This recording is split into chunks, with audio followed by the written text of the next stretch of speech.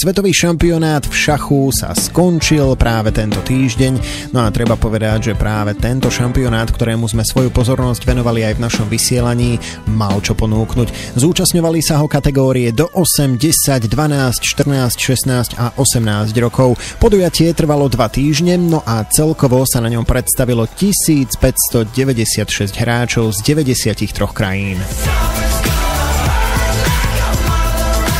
No a práve v týchto chvíľach to budeme všetko sumarizovať a zároveň aj rekapitulovať s našim hosťom Alexandrom Ryabovom zo Slovenského šachového zväzu.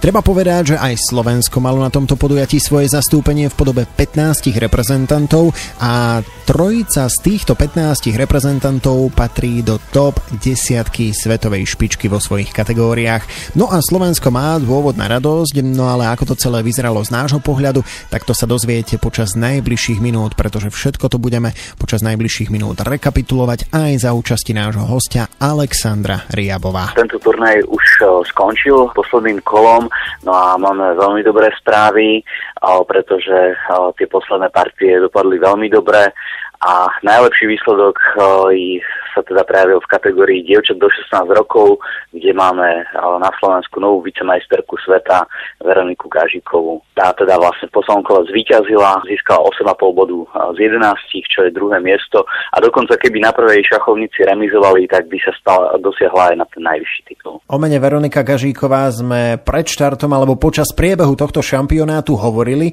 Prezrate, ako sa vyvíjala v podstate tá jej cesta až teda k samotnému výsledku, k tomu fantastickému umiestneniu, ktoré sa jej podarilo? Spočiatku teda hrala tú úlohu miernej favoritky, bola 9. následená, čo teda nie je až takéto najlepšie umiestnenie, ale ako sme spomínali, na tom minuloročnom šampionáte obsadila bronz, takže patrila medzi favoritky tej kategórie.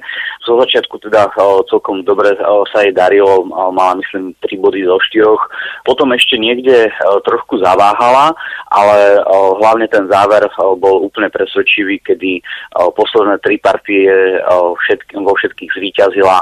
V záverečnej partii bola veľmi miernou favoritkou, mala veľmi vyrovnanú superku. Bolo to vlastne tak, že prvé 3 hráčky mali 8 bodov a ona mala 7,5. A ona hrala z jednou z tých 8-bodových, bola to Nemka Fiona Sieberová a bolo to vlastne tak, že ak ju porazí, tak má určite medailu. Keby remizovala, mala dobré pomocné hodnotenie, tak tam teoreticky mohla mať medailu, ale všetko mala vlastne vo vlastných rukách a dokázala ju teda veľmi dobrým spôsobom prehrať a zvíťaziť v tej partii. Takže už to bolo jednoznačné, už sa čakalo len na tú prvú šachovnicu, aká medaila to bude, stále bola v hre dokonca aj tá zlatá. Ako ste spomínali, minulého roku to bolo 3. miesto, tohto roku Veronika Gažíková obsadila konečné 2. miesto, takže z toho vychádza jedno jediné budúceho roku útok na tú najvyššiu priečku. No tak uvidíme, všetci z toho dúfame, teda každý rok sa zlepšujú tie výkony, takže určite sa etablovala už v tej svetovej špičke a treba to teda udržiavať, aby to už teda aj v tej, toto sú vlastne kategórie do 16 rokov, aby sa to potom aj v tých neskorších kategóriách prejavilo aj v celkovo už v tej dospeláckej kategórii, aby sa to dokázala udržať v tej svetovej špičke. No a teraz pôjdeme pochopiteľne aj za ďalšími menami, pretože ako už odznelo v našom vysielaní, Slovensko na tomto šampionáte reprezentovala 15 zástupcov a z toho trojica patrila medzi top 10 svetovej špičky. Mali sme tam teda 3 také horúce želieska v ohni. Bola to teda Veronika Gažíková, bol to aj jej brat Viktor Gažík v kategórii chlapcov do 14 rokov a potom to bol ešte Samir Sahivi v kategórii chlapcov do 12 rokov. Tak výborný úspech dosiahol práve aj Viktor Gažík.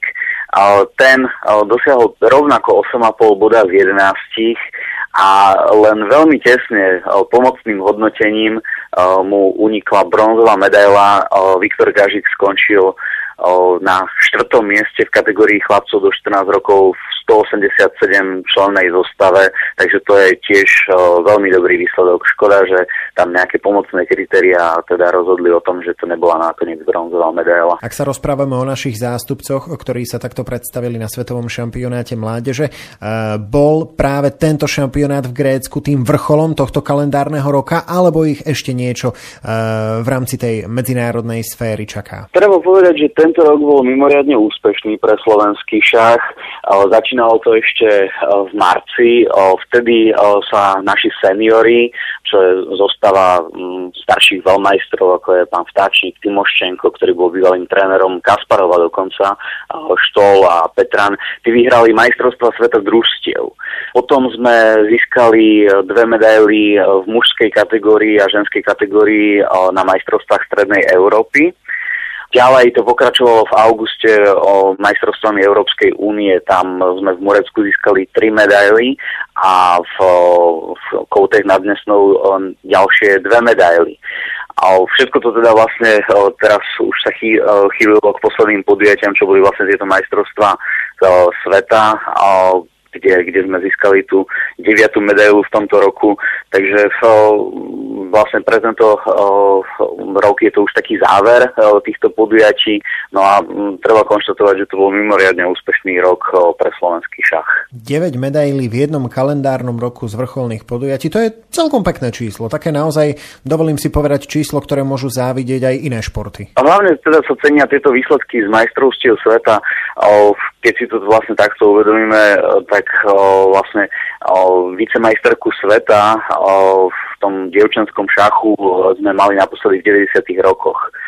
Tam vlastne bola veľmi úspešná reprezentantka Eva Redková, ktorá to vlastne 4-krát dokázala, a ešte Zuzana Hagarová, teraz Zuzana Štočková.